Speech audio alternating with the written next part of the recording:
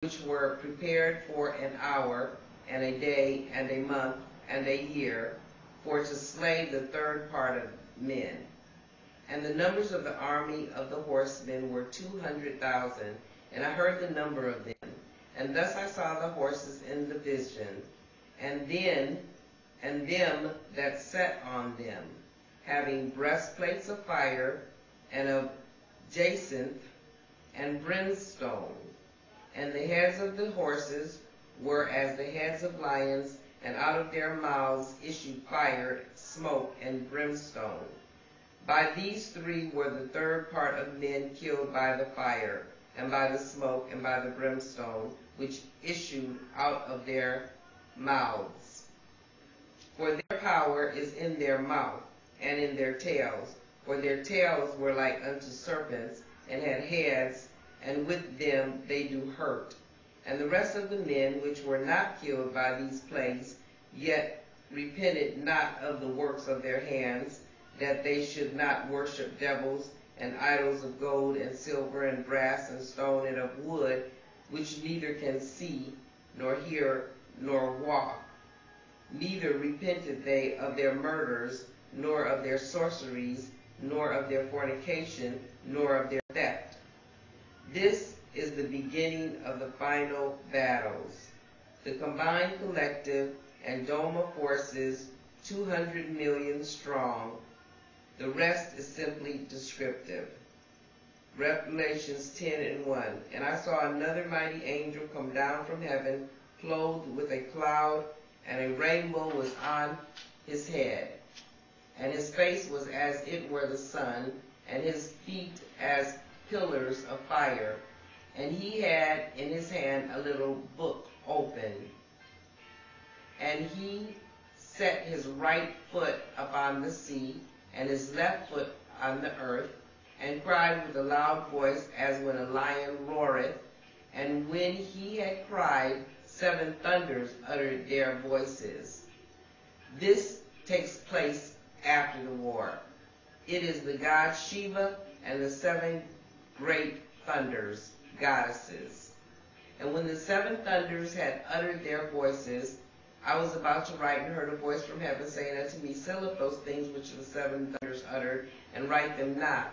And the angel which I saw stand upon the sea and upon the earth lifted up his hand to heaven, and sware by him that liveth forever and ever, who created heaven, and the things that therein are, and the earth, and the things that therein are, and the sea, and the things which are therein, that there should be time no longer. But in the days of the voice of the 7th angel, when he shall begin to sound, the mystery of God shall be finished, as he hath declared to his servants and the prophets. This is way 7. Here's what they said. The 7 thunders declared the earth to be a free planet. It would not become a colony of the collective yet. The leaders of the collective saw mankind as an abomination, a genetic experiment of their own making, and therefore of their responsibility. They believed him to be incapable of achieving civilization. They saw only evil in what he did. To let him continue would only make him suffer and the problems larger. They had created him, so all that he did was of their ultimate making. They wanted to clean their karmic debt then, before it grew too large to pay. They ordered the Doma to destroy man. The Doma refused. They pledged every means at their disposal toward helping man achieve civilization. They pledged their very lives to protect him. They told the collective that mankind were their children, and if they tried to destroy him, they would have to first defeat the Doma. The collective looked down at the earth and at what was left of the rebel forces. They quickly decided that taking on the Doma would not be the wisest of choices. The Doma then pledged to teach mankind the laws of humanity and the art of being human. They promised to one day return and invite man into the collective of human races, not as a slave, as they were created to be, but as a free people, as equals. Thus began the education of mankind. It is the subject of the next four-way chapters. These will deal with a very sensitive and vitally important topic, the Doma Messiah projects. The following verses deal with the Doma forces that were on earth during the first part of the war, Revelations 12:1. And there appeared a great wonder in heaven, a woman clothed with the sun and the moon under her feet, and upon her head a crown of 12 stars. And she, being with child, cried, travailing in birth and pain to be delivered. The woman is a representation of the Doma. The child that she is about to give birth to is you, the human race of earth. The rest simply say that you have been a real pain in the butt for them. But is there any child that isn't?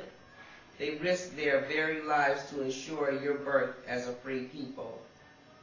And there came another wonder in heaven, and behold, a great red dragon, having 7 heads and 10 horns, and 7 crowns upon his head.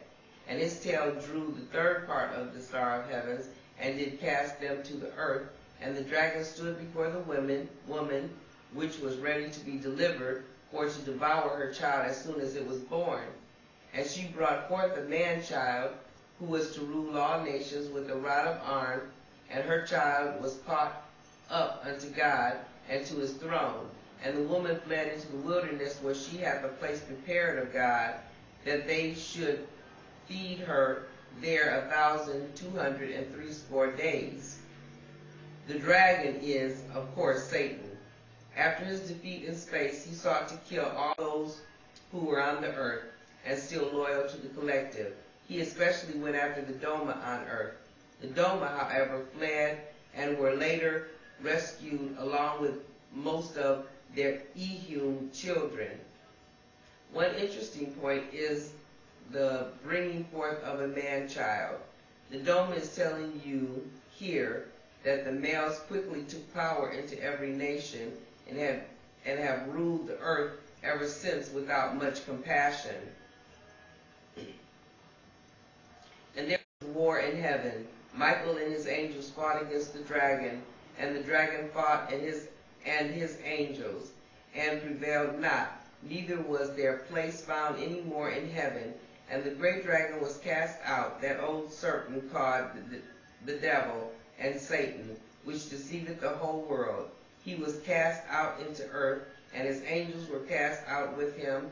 And I heard a loud voice saying in heaven, Now is come salvation and strength and the kingdom of our God and the power of his Christ. For the accuser of our brethren is cast down, which accused them before our God day and night. And they overcame him by the blood of the Lamb and by the word of their testimony, and they loved not their lives unto the death. Therefore rejoice, ye heavens, and ye that dwell in them. Woe to the inhabitants of the earth and of the sea, for the devil is come down unto you, having great wrath,